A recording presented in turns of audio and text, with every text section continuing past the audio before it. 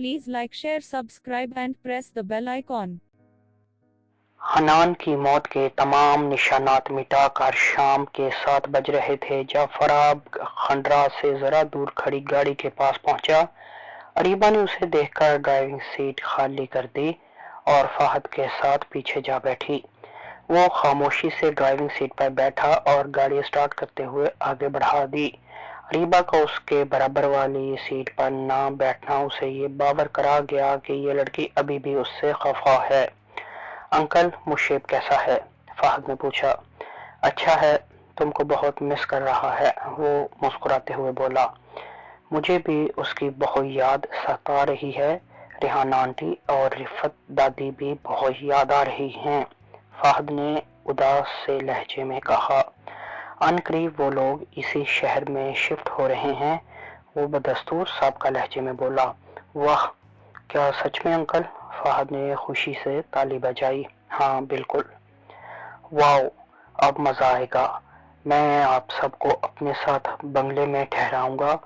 मुशेब और मैं एक साथ स्कूल जाया करेंगे, इकट्ठे खेला करेंगे, फहद ने खुशी से बेकाबू लहजे में कहा। नहीं शहजादे, ये मुमकिन नहीं है। क्यों अंकल? किसी को तुम्हारे अंकल का साथ पसंद नहीं है, वो नारूठे लहजे में बोला। अरीबा का दिल हौल कर रह गया। अरे, आप तो इतने अच्छे हैं, कोई आपको ना पसंद कैसे कर सकता है? फहद के लहजे में हैरत थी। ये तो तुम कह रहे हो, इस शहर में कोई ऐसा भी है जिसे मुझसे शदीद नफरत है? वो फीकी हंसी हंसा। कोई तो ऐसी वजह होगी जिसकी बिना पर वो आपसे नफरत करता है, फहद ने बड़े बूढ़ों के से अंदाज में कहा।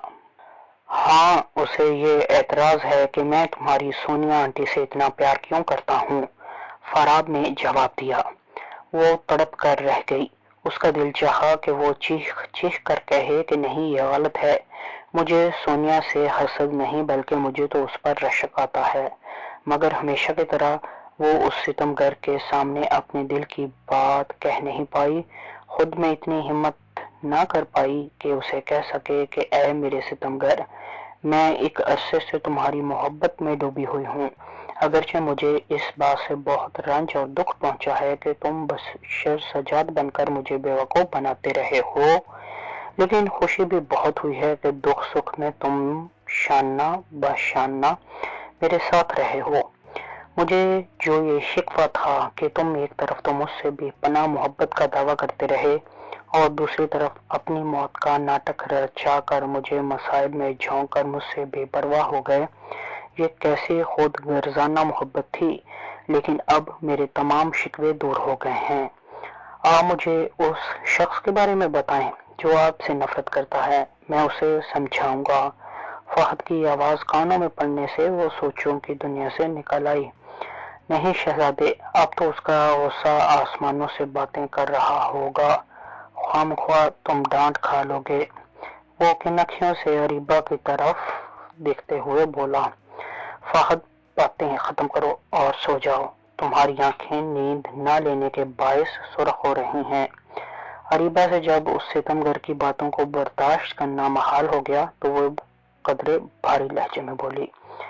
लहजे का भारीपन उसके अंदर के करब का नतीजा था, जबकि फराब उसे नाराजगी से ताबीर कर गया। फहद अच्छे बच्चों की तरह कहा मानते हुए कुछ ही देर में नींद की वादी में गुम हो गया। वैसे भी उसे फराब की आखिरी बात समझ में नहीं आई थी। गाड़ी का अंदरूनी माहौल मुकम्मल सुकूत में डूबा हुआ था। फराब खामोशी से ड्राइविंग कर रहा था और अरीबा सीट की पुष्ट से सर ढकाई आंखें मूंदे बैठी थी। दोनों के दिल तो एक दूसरे से बहुत कुछ कहना और सुनना चाह रहे थे, मगर लबों पर ताले लगे हुए थे। चाहकर भी वो एक बोल तक नहीं बोल पा रहे थे। शहर की हदूद में दाखिल होते ही फराब के लबों ने जनबश की और उसके कहे अल्फाज अरीबा का कलेजा चीर गए। मैं अपने इस दावे में कितना गलत था कि दुनिया में तुम्हें मुझसे ज्यादा खुश और कोई नहीं रख सकता। تمہارے اس روز کہے گئے ان الفاظ نے صحیح معنوں میں میرے اس دعوے اور سوچ کی حقیقت مجھ پر آشکار کر دی۔ تمہیں یقیناً یاد ہوگا کہ تم نے کہا تھا، کان کھول کر یہ بات سن اور سمجھ لو کہ اگر بشر سجاد کی بجائے میرا نکاح تم سے ہوا ہوتا تو تب بھی میں کسی صورت تمہارے ساتھ نہ رہتی، تم سے فوراً طلاق لے لیتی۔ تمہارا نکاح مجھ سے ہی ہوا تھا اور مجھے یقین ہے اب تم میرے ساتھ یہ رشتہ قائم رکھنا نہیں چاہو گی۔ میں نے جو بشر سجاد کے فرضی نام سے تمہارے ساتھ موبائل پر دوستی کی، اس کا مقصد یہی تھا کہ میں معلوم کروں کہ تم میرے بارے میں اپنے دل میں کیا خیالات رکھتی ہو۔ پھر رفتہ رفتہ مجھ پر حنان کی اصلیت ظاہر ہونے لگی تو میں نے محسوس کیا کہ میں ایز اے فراب تمہاری اتنی مدد نہیں کر سکتا جتنا ایز اے بشر سجاد تمہارا خیال رکھ سکتا ہوں۔ چنانچہ اپنے بارے میں تمہاری دلی کیفیات معلوم کر لینے کے باوجود میں نے بشر سجاد کی حیثیت سے تم سے بات کرنا جاری رکھی۔ اس دوران کئی نشیب و فراز آئے، حالات نے کئی پلٹے کھائے اور وہ وقت آ پہنچا کہ تم مجھ سے نکاح کرنے کا کہنے لگی۔ پہلے تو میں نے کافی ٹال مٹول سے کام لیا، بہت بہانے تراشے، مگر آخرکار تمہاری ضد کے سامنے مجبور ہو گیا۔ میں تمہارے ساتھ نکاح ہرگز نہ کرتا اگر میرے انکار کے جواب میں تم یہ جملہ نہ کہتی، میرا یقین کرو میں اپنے دل سے فراب کی محبت نکال پھینکوں گی، تمہارے لیے بہت اچھی بیوی ثابت ہوں گی۔ میں نے جب بھی بشر سجاد کی حیثیت سے تم سے بات کی تو تم نے ہمیشہ یہی ظاہر کیا کہ تمہیں زما سے محبت اور فراب سے نفرت ہے، مگر اس روز تم پریشانی کے باعث حواس بختہ اتنی تھی کہ سچ بات تمہارے منہ سے نکل گئی، چنانچہ میں نے تم سے نکاح کر لیا۔ مگر پھر جب میری موت کے ڈرامے کا ڈراپ سین ہوا اور میں تمہارے سامنے آیا تو تب تک تم واقعی اپنے دل سے میری محبت نکال چکی تھی۔ اس کی وجہ میرا مجبوری کی حالت میں تمہاری رضامندی کے بغیر تم سے جنسی تعلق قائم کرنا بھی ہو سکتی تھی اور اپنی جھوٹی موت کے باعث تم کو اذیت سے دوچار کرنا بھی۔ بہرحال کچھ بھی تھا، تم نے مجھے بشر سجاد کے مقابلے میں ٹھکرا دیا۔ اب میں خود سے ہوئے تمہارے نکاح کا ناجائز فائدہ اٹھا کر تم کو اپنے ساتھ زبردستی باندھے نہیں رکھوں گا۔ تم نے کہا تھا کہ بشر سجاد سے طلاق لے کر تم ایسے شخص کی بیوی نہیں بن سکتی جس کے دل پر سونیا کا راج ہو۔ تمہاری یہ بات سچ ہے، میرے دل میں سونیا کے لیے واقعی بہت محبت ہے جو مرد دم تک مٹ نہیں سکتی۔ تمہارے جو میں اتنا قریب رہا، فہد کا اتنا خیال رکھا، اس کی ایک وجہ تو یہ تھی کہ تم میرا پہلا پیار تھی، تم وہ لڑکی تھی جسے میرے دل نے سب سے پہلے چاہا، اگرچہ میری یہ چاہت تقریباً یک طرفہ ہی رہی۔ تمہاری طرف سے محبت کے جواب میں مجھے نفرت ہی ملی، اس کے باوجود میرے دل میں تمہارے لیے کسی نہ کسی صورت میں چاہت ہمیشہ موجود رہی۔ یہی وجہ ہے کہ میں تمہاری کہی ہوئی بات کا بہت مان رکھتا تھا اور ہوں، پہلے تمہاری دی ہوئی قسم کا مان رکھا اور اب تمہارے ساتھ میرے نہ رہنے کی خواہش کا مان رکھوں گا۔ میرا دل اگرچہ ایسا کرنے کو نہیں چاہتا مگر پھر بھی میں مجبور ہوں کیونکہ میں تمہیں پریشانی میں مبتلا نہیں دیکھ سکتا۔ اب تک جو میں نے فہد کا خیال رکھا ہے تو اس کی دوسری وجہ یہ ہے کہ سونیا کی آخری خواہش تھی کہ میں تمہارا خیال رکھوں، کسی بھی غم اور تکلیف کو تمہارے پاس بھٹکنے نہ دوں، اس لیے تمہاری خوشیوں کے لیے ضروری تھا کہ فہد کو کچھ نہ ہوتا۔ تمہارے والدین اور جماعت کی موت تو میں نہ روک سکا کہ تمہارے والدین کا جب ایکسیڈنٹ کروایا گیا تو میں شہر سے باہر زیر علاج تھا اور جب جماعت کی جان لی گئی تو اس حملے کی میرے آدمیوں نے مجھے تاخیر سے اطلاع دی جس کے باعث میں وقت پر نہ پہنچ سکا۔ اپنی اس انجانے میں ہوئی غلطی پر میں معذرت ہی کر سکتا ہوں۔ میرا اللہ جانتا ہے کہ مجھے زما سے کوئی ویر نہیں تھا، نہ ہی اس سے میری کوئی دشمنی تھی۔ مجھے کبھی اس سے حسد محسوس نہیں ہوا، البتہ اس پر رشک ضرور آتا تھا کہ وہ تمہاری چاہت تھا۔ اور رہی بات کہ سونیا نے مجھے تمہارا خیال رکھنے کا کیوں کہا، اصل میں وہ یہ بات جان گئی تھی کہ اس سے شادی سے پہلے میرا دل تمہارے پیار میں گرفتار تھا۔ اس نے میری ڈائری پڑھ لی تھی جس پر میں نے تنہائی کی ساعتوں میں اپنے دل کا بوجھ ہلکا کرتے ہوئے تم سے اپنی بے پناہ محبت کا اظہار اور حنان کی سرگرمیوں پر شک ظاہر کیا تھا۔ سونو بہت بڑے دل کی مالک تھی، اس نے کبھی مجھ پر یہ بات عیان نہیں ہونے دی کہ وہ تمہارے بارے میں جانتی ہے۔ اپنی موت کے بعد اس نے یہ راز مجھ پر کھولا اور ساتھ میں تمہاری مجھ سے نفرت کو تمہاری نادانی اور معصومیت سے تعبیر کرتے ہوئے مجھے تمہارا خیال رکھنے کی وصیت کر گئی۔ وہ میری ڈائری میں لکھی تحریر سے یہ جان گئی تھی کہ تم مستقبل قریب میں حنان کی جائیداد کے حصول کے لالچ میں کی گئی کسی نہ کسی سازش کا شکار ہو کر مصائب سے دوچار ہو جاؤ گی، اس لیے اس نے مجھے تمہارا خیال رکھنے کی خاص تاکید کی تھی۔ میں سونو کی خواہش فراب کے روپ میں کبھی پوری نہیں کر سکتا تھا، اس لیے مجھے بشر سجاد کے کردار کو طوالت دینا پڑی۔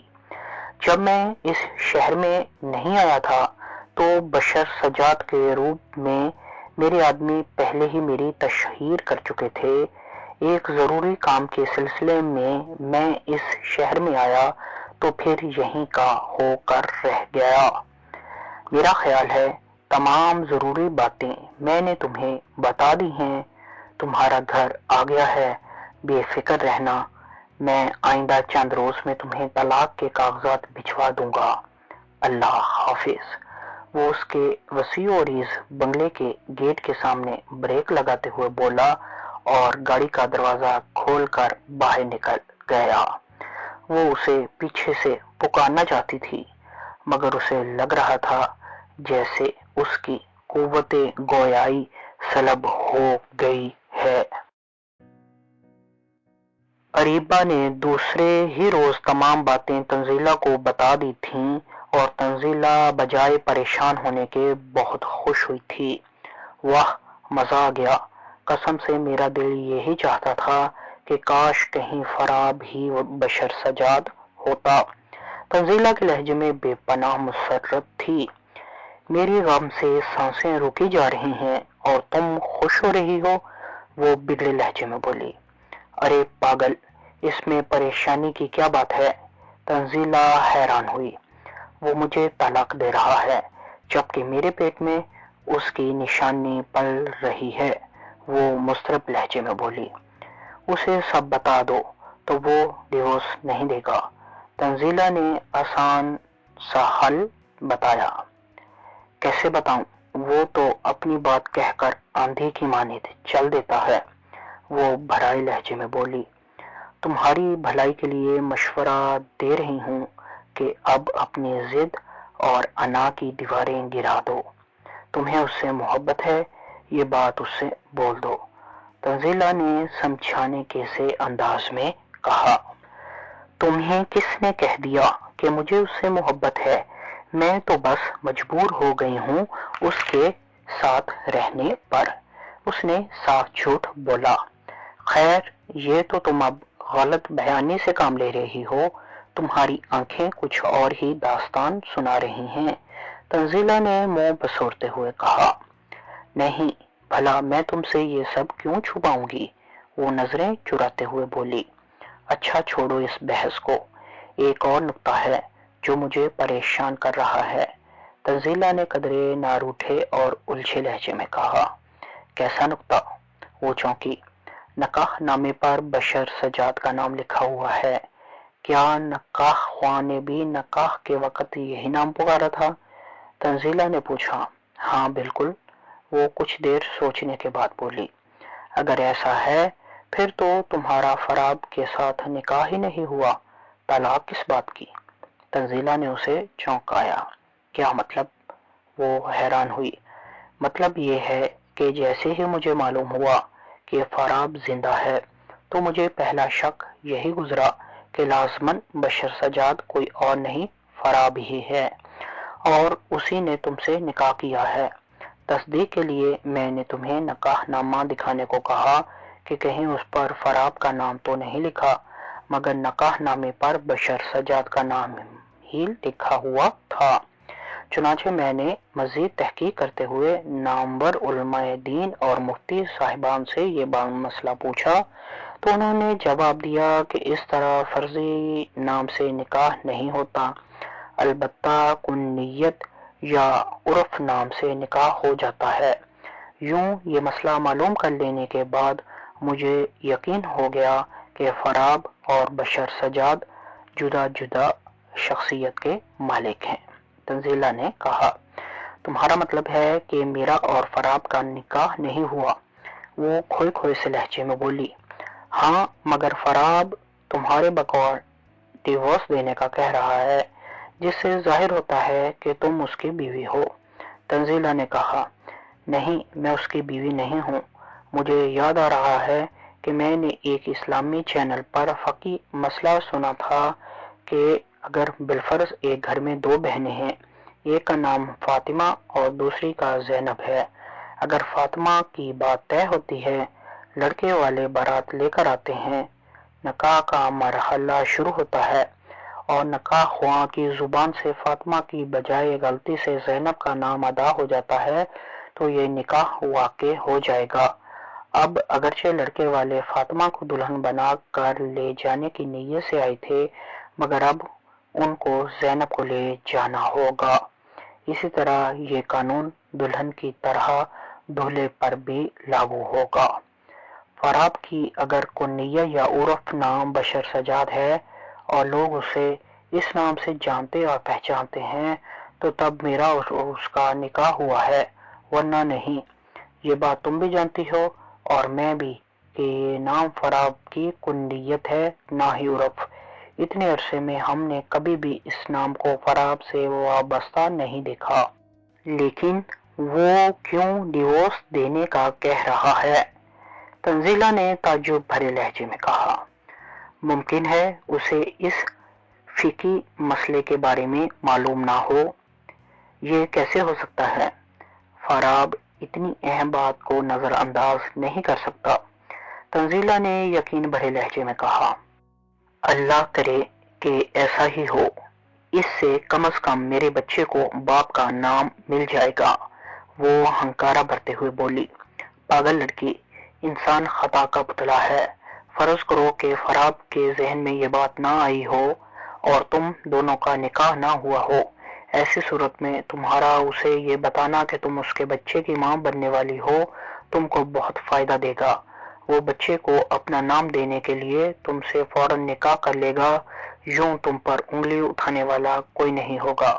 تنزیلہ نے اسے سمجھایا، نہیں، میں اس شخص کی منتیں نہیں کروں گی۔ اگر وہ مجھے طلاق دے کر ہی خوش ہے تو میں اس کی یہ خوشی نہیں چھینوں گی۔ پاگل ہو تم، اگر وہ تمہیں ڈیورس ہی دینا چاہتا تو اسے کتنی دیر لگنی تھی تم کو 3 لفظ کہنے میں؟ وہ تم کو سوچنے کا وقت دینا چاہتا تھا، اسی لیے اس نے کہا کہ طلاق کے کاغذات تم تک پہنچ جائیں گے۔ تنزیلہ نے جھلائے لہجے میں کہا، مجھے یقین ہے میرا اور اس کا نکاح فاسق ہے، اس لیے میرے پاس ابورشن کے سوا دوسرا کوئی آپشن نہیں۔ وہ نمزدہ لہجے میں بولی، وقت تم معصوم جان کا قتل کرو گی؟ تنزیلہ کے لہجے میں بے یقینی تھی۔ میں مجبور ہوں، میرے پاس اور کوئی راستہ بھی تو نہیں۔ وہ بے بسی سے بولی، تم بہت بڑی بے وقوفی کر رہی ہو، آخر فراب کو یہ سب بتانے میں تمہیں قباحت کیا ہے؟ تنزیلہ کے لہجے میں غصہ تھا، تم جانتی ہو کہ مجھے اس شخص سے نفرت ہے، اس نے مجھے بہت اذیت سے دوچار کیا ہے، کبھی اپنی موت کا ڈرامہ رچا کر مجھے پچھتاوے کی آگ میں جلایا تو کبھی بشر سجاد بن کر میرے جذبات کا مذاق اڑایا ہے۔ وہ روحانسی لہجے میں بولی، تم اب جو کرنے جا رہی ہو کیا سمجھتی ہو اس سے تمہیں سکون مل جائے گا؟ ہرگز نہیں، تمہاری اذیت پہلے سے کئی گنا بڑھ جائے گی۔ تنزیلہ نے وارننگ دینے کے سے انداز میں کہا۔ کچھ بھی ہو، میں کل ڈاکٹر شرجیلا کے کلینک جا رہی ہوں آپریشن کروانے، وہ فیصلہ کن لہجے میں بولی۔ میں تم سے ایک بار پھر کہوں گی کہ اپنی انا کی دیواریں گرا کر فراب سے اپنی محبت کا اقرار کر لو۔ مرد کو اپنی مردانگی بہت عزیز ہوتی ہے، اور فراب تو ویسے بھی دوسرے مردوں سے الگ ہے۔ وہ کئی بار تمہاری طرف سے ٹھکرائے جانے کے باوجود تم سے محبت کا اقرار کر چکا ہے، خود کو جھکاتے ہوئے تم کو اپنانے کا کہہ چکا ہے۔ وہ اب مزید نہیں جھکے گا، اپنی مردانہ انا کو اور نہیں کچلے گا، اور اگر تم نے اس کے بچے کا قتل کر دیا تو تمہاری اس خطا کو وہ کبھی معاف نہیں کرے گا۔ تنزیلہ نے اسے سمجھایا۔ میں کچھ نہیں جانتی، تم یہ بتاؤ کہ کیا کل میرے ساتھ کلینک چلو گی؟ اس کی باتوں کو انسنی کرتے ہوئے بولی۔ کتنے بجے جانا ہے؟ تنزیلہ نے تعصب بھرے لہجے میں پوچھا۔ صبح 10 بجے۔ سوری، میں تمہارے ساتھ اس قتل میں شریک ہونے کے لیے نہیں جا سکتی۔ تنزیلہ نے معذرت کا اظہار کیا۔ ایز یو وش، وہ لاپرواہی سے کندھے اچکاتے ہوئے گویا ہوئی۔ تنزیلہ افسوس اور غصے سے سر جھٹک کر رہ گئی۔ تنزیلہ کی تمام باتوں سے وہ دلی طور پر متفق تھی، مگر اس کی نسوانیت آڑے آ جاتی تھی۔ اگر وہ پریگننٹ نہ ہوتی تو شاید اس کی بات مان لیتی اور فراب سے اقرار محبت کر لیتی، مگر اب صورتحال قدرے مختلف تھی۔ اگر ان حالات میں وہ اپنی محبت کا اظہار کرتی تو اس کے خیال میں فراب یہ سمجھتا کہ وہ اپنے پیٹ میں پلنے والے بچے کو باپ کا نام دینے کے لیے ایسا کر رہی ہے۔ عورت کو سب سے بڑی فکر اس بات کی ہوتی ہے کہ معاشرے والے اس کی اولاد کو ناجائز نہ کہیں۔ ناجائز ہونے کا طعنہ ماں تو ماں، پیدا ہونے والے بچے کے لیے بھی زندگی گزارنا اجیرن کر دیتا ہے۔ عورت کی یہ بہت بڑی کمزوری ہے، وہ مر کر بھی اپنے بچے کو باپ کا نام دینا چاہتی ہے۔ اریبہ بھی عورت تھی، اس کی بھی خواہش تھی کہ فراب اس کا شوہر اور پیدا ہونے والے بچے کا باپ کہلائے، مگر اپنی اس خواہش کو وہ اپنی کمزوری بنانے پر تیار نہیں تھی۔ وہ فراب کے ساتھ ازدواجی زندگی کا آغاز کرنا چاہتی تھی، مگر برابری کی بنیاد پر۔ وہ یہ نہیں چاہتی تھی کہ فراب تا عمر یہ سمجھتا رہے کہ اس نے مجبوری کی حالت میں اسے اپنا شوہر تسلیم کیا ہے۔ وہ جانتی تھی کہ فراب اس کے لیے ایک بہت محبت کرنے والا شوہر ثابت ہوگا، اور یہ تب ہی ممکن تھا جب اسے یقین ہوتا کہ اس کی بیوی بننے والی لڑکی کے دل میں بھی اس کے لیے محبت ہے، اور وہ لڑکی بحالت مجبوری اس کے ساتھ نباہ نہیں کر رہی۔ ان حالات میں اسے یہی راہ سجائی دی تھی کہ تنزیلہ جو فراب کی پہلے روز سے ہی فین ہے، کیوں نہ تنزیلہ کو اپنی دوست سمجھ کر اسے دکھ سکھ شیئر کرنے کی بجائے اسے فراب کی فین سمجھ کر ایسی باتیں بتائی جائیں کہ وہ فوراً سب کچھ فراب تک پہنچا دے۔ آگے پھر اس ستمگر پر تھا کہ وہ کیا ستم ڈھاتا ہے۔ آیا اگر مفتی صاحبان کے فتوے کی روح سے ان کا نکاح نہیں ہوا تو وہ اس سے دوبارہ نکاح کرتا ہے یا پھر اسے ابورشن کروانے کے لیے چھوڑ دیتا ہے؟ دیکھتی ہوں میرے ستمگر اب تم کیا کرتے ہو، وہ بڑبڑائی۔ اسے پورا یقین تھا کہ تنزیلہ تمام تفصیل فراب کو ضرور بتائے گی، اور یہ تو لازماً کہے گی کہ وہ کل ڈاکٹر شرجیلا کے کلینک ابورشن کروانے جا رہی ہے، کیونکہ تنزیلہ نے اس سے کلینک جانے کا ٹائم معلوم کر لینے کے بعد ساتھ چلنے سے انکار کیا تھا، جس سے صاف ظاہر تھا کہ وہ فراب کو ایگزیکٹ وقت بتانا چاہتی تھی تاکہ وہ ستمگر موقع پر پہنچ سکے۔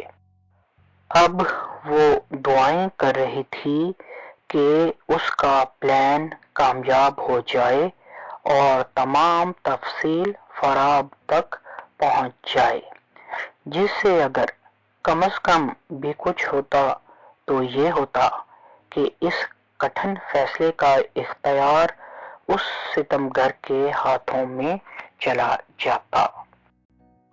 Please like, share, subscribe and press the bell icon.